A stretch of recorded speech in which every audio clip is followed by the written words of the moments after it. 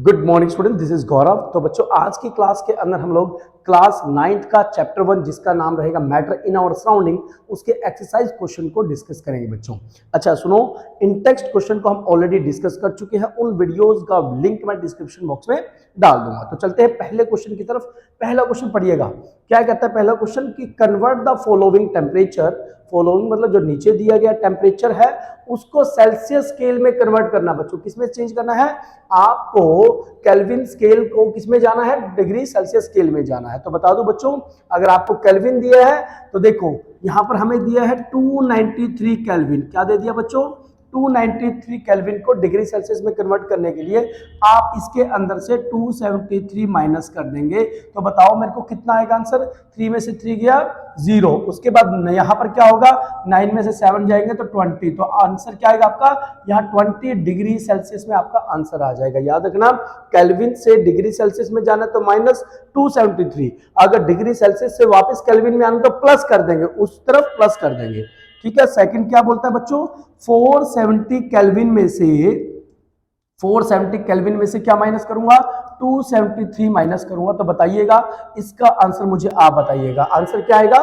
जो आंसर आएगा वो आपका आंसर हो जाएगा। ठीक है ना। चलते हैं नेक्स्ट क्वेश्चन की तरफ। अगला क्वेश्चन देखिएगा, कन्वर्ट द फॉलोइंग टेम्परेचर, उसी का ही भाई आ गया बच्चों, बिल्कुल सेम क्वेश्चन है, बस अब की बार हम लोगों को कहां से कहां? डिग्री सेल्सियस से केल्विन में जाना है। तो देखिएगा वहां पर हम लोगों ने माइनस किया था, यहां पर मैं क्या कर दूंगा? 273 ऐड कर दूंगा। तो देखिए 5 और 3 8, 7 और 2 9, तो ये आ गया आपके पास 298 केल्विन। तो सेकंड का आंसर आप लोग बताएंगे मेरे को। सेकंड का आंसर बताएंगे बच्चों, क्या करेंगे? 373, इसके अंदर मैं क्या ऐड कर दूंगा? 273 ऐड कर दूंगा। तो मेरे को आंसर बताइएगा क्या आएगा, फटाफट बताइएगा। ठीक है ना। चलते हैं नेक्स्ट क्वेश्चन की तरफ भाई। अगला क्वेश्चन क्या कहता है? अगला क्वेश्चन थोड़ा सा लिखा हुआ है, पढ़ लेते हैं। चलो भाई, कहता है give reason for the following. मैं चेंज कर लेता हूं पेन का कलर यहां से। क्या बोलता है? Give reason for the following observation. आपने कुछ ऑब्जर्वेशन करी है, उनका आंसर बताइए। कहता है जो नेपथलीन की बॉल्स होती हैं, नेपथलीन की बॉल ज्यादातर हम कपड़ों में रखते हैं और वॉशरूम में रखते हैं, बेसिन्स में रखते हैं, सिंक में रखते हैं, वो डिसअपियर हो जाती है विद टाइम, कुछ दिनों के बाद वो गायब हो जाती है। विदाउट लिविंग एनी सॉलिड, वो डायरेक्ट बच्चों सॉलिड से किस में चली जाती है? गैसियस या वेपर स्टेट में चली जाती हैं। ऐसा क्यों होता है? कहता है जो नेपथलीन की बॉल्स होती है disappear with time without leaving any solid. इतना तो क्वेश्चन में से उठा लिया। आगे कहता है बिकॉज नेपथलीन बॉल्स सब्लाइम। सब्लाइम का मतलब होता है जब कोई सब्सटेंस आपका डायरेक्ट सॉलिड से गैस में चला जाए, वेपर स्टेट में चला जाए। नेपथलीन की वो जो बॉल है वो सब्लाइम हो जाती है and directly change into vapour state. किस स्टेट में चली जाती है बच्चों? वेपर्स की स्टेट में चली जाती है without leaving any solid. Is it clear? इस प्रोसेस को क्या बोलेंगे? सब्लिमेशन बोलेंगे, जब कोई सब्सटेंस आपका सॉलिड से डायरेक्ट वेपर्स में चला जाए और गैस में चला जाए। अगर गैस से वापस सॉलिड में, उसको बोलेंगे डिपोजिशन। अगला देखिए क्वेश्चन क्या कहता है? We can get the smell of perfume. जो परफ्यूम की स्मेल होती है, ठीक है, हमें आ जाती है सिटिंग सेवरल मीटर अवे। हम अगर थोड़ी सी दूर भी बैठे हैं और आपने कमरे के अंदर परफ्यूम छिड़का है या फिर रूम फ्रेशनर छिड़क दिया बच्चों, उसका छिड़काव आपने किया है, तो उसकी स्मेल आपको थोड़ी सी दूर से ही आ जाती है। ऐसा क्यों होता है? सुनिएगा, कहते हैं we can get the smell of perfume sitting several meters away. इतना तो क्वेश्चन से उठाना है। उसके बाद कहते हैं बिकॉज, क्योंकि जो परफ्यूम के पार्टिकल्स होते हैं कंटेन वोलाटाइल सोलवेंट। उनका जो सोलवेंट होता है, देखो बच्चों आप लोग को थोड़ा सा याद होना चाहिए, एक सोल्यूट होता है। क्या होता है? एक सोल्यूट, एक हो गया सोलवेंट, और दोनों के मिलने से आपको क्या मिलेगा? आपको मिलेगा सॉल्यूशन। ठीक है बच्चों, जो हमारे पास परफ्यूम है वो होता है सोल्यूट, उसको मीडियम प्रोवाइड करवाता है कौन? सोलवेंट। तो जो ये सोलवेंट होता है बच्चों, ठीक है, जैसे आप छिड़काव करोगे सोलवेंट के पार्टिकल लिक्विड स्टेट से किसमें? गैसेस में चले जाएंगे, क्योंकि जो लिक्विड तो आपका परफ्यूम होगा वो लिक्विड फॉर्म में डालते हैं, बाहर आते ही वो गैस में कन्वर्ट हो जाता है। ठीक है ना। क्या कहता है? Because perfume contain volatile solvent, और ये वोलाटाइल नेचर है। वोलाटाइल नेचर ऐसे सब्सटेंस को बोला जाता है जो रूम टेम्परेचर पर वेपर्स में कन्वर्ट हो जाए। रिपीट कर रहा हूं, ऐसे सब्सटेंस को बोला जाता है वोलाटाइल सब्सटेंस जो डायरेक्ट अपनी स्टेट से या तो सॉलिड से किसमें चले जाएंगे? गैस में, या फिर लिक्विड से गैस में चले जाए। उस सब्सटेंस को वोलेटाइल सब्सटेंस बोलते हैं। जो ये सोलवेंट होता है, ज्यादातर एसीटोन यूज होता है, वो सोलवेंट कैसा होता है, वोलेटाइल होता है, इसीलिए और वो आसानी से डिफ्यूज हो जाता है फास्टर। डिफ्यूज का मतलब एयर के साथ मिक्स हो जाता है and can reach people sitting several meter away, और वो हवा के साथ मिलने के बाद गायब हो जाता है, फैल जाता है। इतना क्लियर। चलते हैं नेक्स्ट क्वेश्चन की तरफ। अगला क्वेश्चन देखिएगा, arrange the following substance in increasing order of forces of attraction between the particles. देखो बच्चों, आपके पास तीन सब्सटेंस दे दिए, वाटर, शुगर और ऑक्सीजन। क्या दे दिया? वाटर, शुगर और ऑक्सीजन, तीन सब्सटेंस दे दिए। कहता है इनको अरेंज करो किसमें? Increasing order of their force of attraction. तो आपको मैं एक बात बता दूं, सबसे पहले आप याद रखिएगा, सबसे ज्यादा फोर्स ऑफ अट्रैक्शन होती है सॉलिड के अंदर। सबसे ज्यादा फोर्स ऑफ अट्रैक्शन किसमें? सॉलिड सब्सटेंस के अंदर। इससे थोड़ी सी कम हो जाएगी किसके अंदर? लिक्विड सब्सटेंस के अंदर।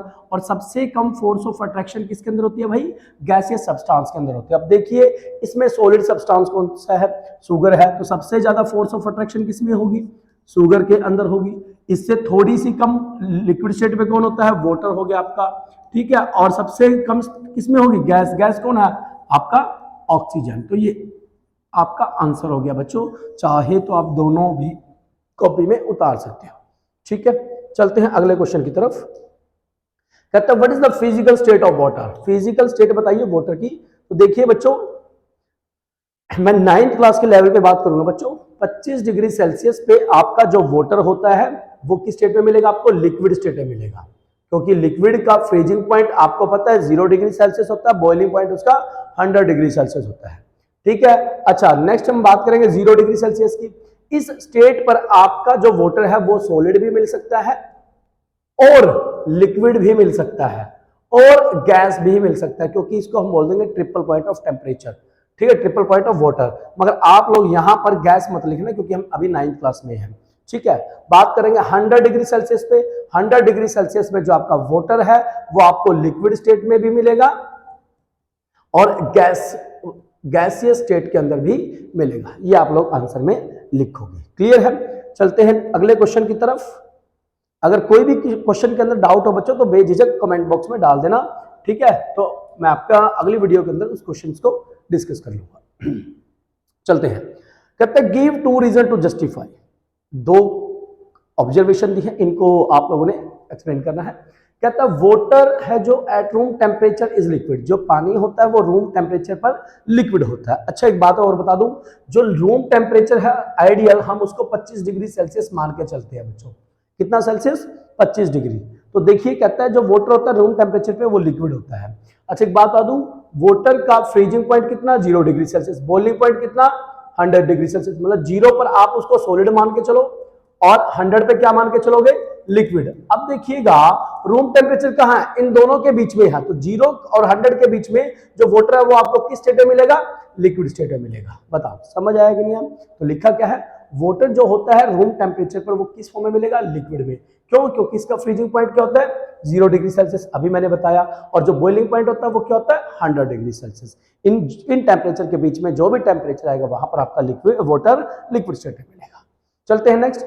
एन आयरन अलमीरा इज ए सॉलिड। कहता है फिर अलमीरा सॉलिड क्यों होती है रूम टेम्परेचर पर? ये भी बताओ बच्चों। देखो जो अलमीरा है वो सॉलिड होती है रूम टेम्परेचर पर। क्यों? क्योंकि जो मेल्टिंग पॉइंट होता है, क्या होता है? जो मेल्टिंग पॉइंट होता है आयरन का वो ज्यादा होता है, हायर होता है। कहां से? रूम टेम्परेचर पर। मतलब मेल्टिंग पॉइंट, उस मेल्टिंग पॉइंट से नीचे वो किस स्टेट में मिलेगा? लिक्विड में। अगर मान के चलो आपका रूम टेम्परेचर 25 डिग्री सेल्सियस है, कि आपका अलमीरा का जो मेल्टिंग पॉइंट है वो 70 डिग्री सेल्सियस है, मतलब 70 डिग्री से नीचे वो क्या रहेगी? 70 डिग्री से ज्यादा होता है, मैं एग्जांपल दे रहा हूं। 70 डिग्री से नीचे क्या रहेगा? आपका कोई भी जो अलमीरा होगी, बेंच होगी आयरन वाले, वो सारे क्या रहेंगे? आपके सॉलिड स्टेट में रहेंगे। किसमें रहेंगे? सॉलिड स्टेट में। चले आगे, चले भाई, बहुत बढ़िया। नेक्स्ट क्वेश्चन देखिएगा। कहता है why is ice eight 273 kelvin more effective in cooling. जो बर्फ होती है वो ज्यादा ठंडी क्यों होती है? मैंने अभी बताया, जो 273 केल्विन बोले तो 0 डिग्री सेल्सियस, इस टेम्परेचर पर जो आपका पानी है वो दोनों स्टेट में एग्जिस्ट करेगा, सॉलिड और लिक्विड में। कहता है उस टेम्परेचर पर अगर मैं बर्फ लेके आता हूं वो ज्यादा ठंडी क्यों होती है than water at the same temperature. तो बच्चों बता दूं, आइस सॉलिड फॉर्म में है, ठीक है, और जो वाटर है वो आपका लिक्विड फॉर्म में है। 0 डिग्री सेल्सियस पर लिक्विड सोचता है कि मैं सॉलिड में कन्वर्ट हो जाऊं, सॉलिड सोचता है मैं किस में चला जाऊं, लिक्विड फॉर्म में चला जाऊं। रिपीट करता हूं, 0 डिग्री सेल्सियस या मैं कहूं 273 केल्विन पर आपका जो आइस होगी वो सॉलिड स्टेट में है, वाटर आपका लिक्विड स्टेट में है। सॉलिड सब्सटेंस सोचेगा मैं लिक्विड में जाऊं, सॉलिड वाटर बोल सकते हैं। जो सॉलिड सब्सटेंस होगा वो सोचेगा मैं लिक्विड में जाऊं, लिक्विड सोचेगा मैं गैस आपका सॉलिड में चला जाऊं। जब ये सॉलिड से लिक्विड में आएगा तो ये काइनेटिक एनर्जी एब्जॉर्ब करेगा। क्या करेगा? एनर्जी एब्जॉर्ब करेगा बच्चों, ठीक है। और जब यहां पर देखो, हाँ, तो लिक्विड से कहां जा रहा है? सॉलिड में। तो ये क्या कर रहा है? लिक्विड से कहां जा रहा है बच्चों? सॉलिड में जा रहा है। तो ये क्या कर रहा है? एनर्जी रिलीज कर रहा है। कौन सी? Kinetic energy. तो बच्चों इसीलिए देखो यहां पर जो 273 केल्विन पे होता है एब्जॉर्ब हीट एनर्जी, जो आइस होगी वो एनर्जी एब्जॉर्ब करेगी। क्या करेगी?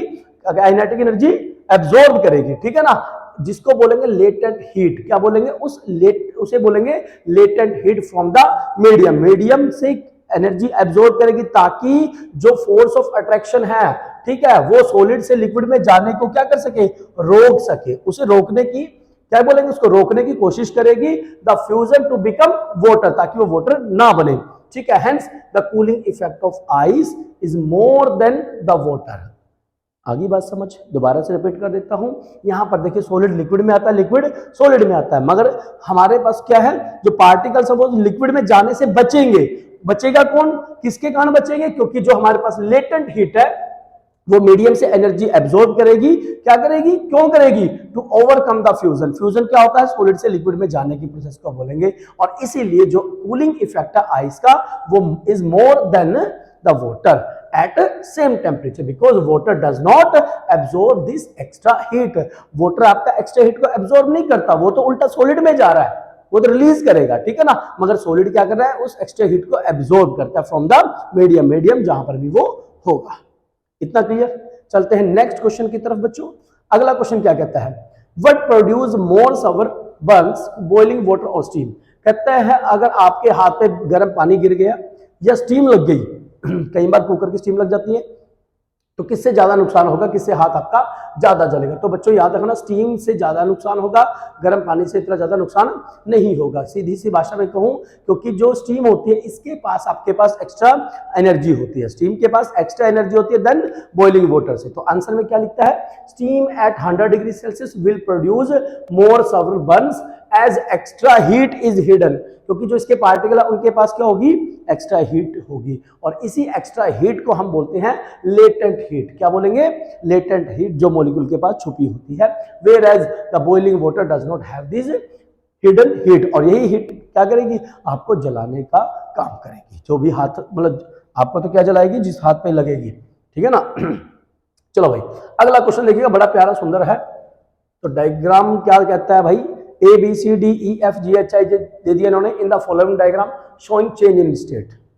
आपको इनकी स्टेट डिस्क्राइब करनी है। देखो सबसे पहले बात करेंगे ए की। ए क्या है? सॉलिड से लिक्विड में जाने की प्रोसेस। इसको क्या बोल सकते हैं? इसको हम लिक्विफिकेशन बोल सकते हैं। क्या बोलेंगे? लिक्विफिकेशन बोलेंगे। सॉलिड से लिक्विड में जाने को लिक्विफिकेशन बोल सकते हैं। और क्या बोलेंगे? मेल्टिंग बोल सकते हैं। क्या बोलेंगे बच्चों? मेल्टिंग बोलेंगे। और क्या बोल सकते हैं? हम इसको फ्यूजन भी बोल सकते हैं। क्या बोलेंगे? फ्यूजन। आप एक ही जगह 3 नाम भी लिख सकते हो। बात करेंगे सेकंड, लिक्विड से गैस में, मतलब बी की बात करेंगे। लिक्विड से गैस में जाने की प्रोसेस को बोलेंगे इवेपोरेशन। क्या बोलेंगे?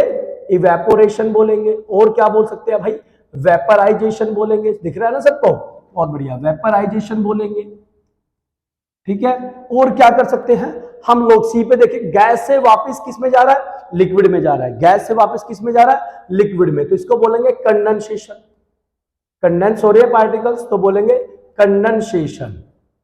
नेक्स्ट क्या बोलता है? डी पे क्या आएगा बच्चों? डी क्या है आपका? लिक्विड से वापस किस में चला गया? सॉलिड में। लिक्विड से वापस किस में चला गया भाई? सॉलिड में चला गया। इसको हम बोलेंगे फ्रीजिंग। फ्रीजिंग बोलेंगे। और क्या बोलेंगे? सॉलिडिफिकेशन बोलेंगे। सॉलिडिफिकेशन बोलेंगे। क्लियर है? अब बच गए 2 आपके पास, एक ई बच गया और दूसरा एफ बचा। ई में क्या हुआ है?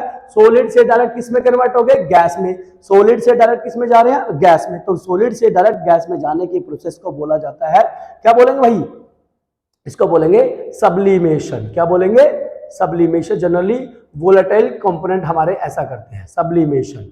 और एफ क्या होता है बच्चों, एफ में क्या हुआ, डायरेक्ट गैस से आपका सॉलिड बन गया, तो इसको बोलेंगे डिपोजिशन। देखो भाई ये आपके कितने 6 के 6 आंसर हैं पूरी प्रोसेस इसके। एक बार आप लोग इनको ध्यान से देख लो, क्लियर है। इसके बाद बच्चों हम लोग सेल चैप्टर को पढ़ेंगे, किसको पढ़ेंगे, सेल के क्वेश्चंस को डिस्कस करेंगे, ठीक है ना।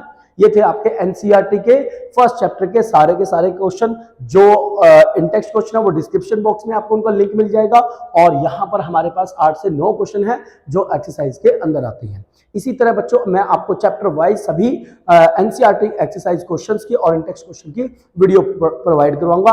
तब तक के लिए आप मेरे चैनल को सब्सक्राइब करना मत भूलना। चलें, इसके बाद हम आगे फर्दर मूव करते रहेंगे।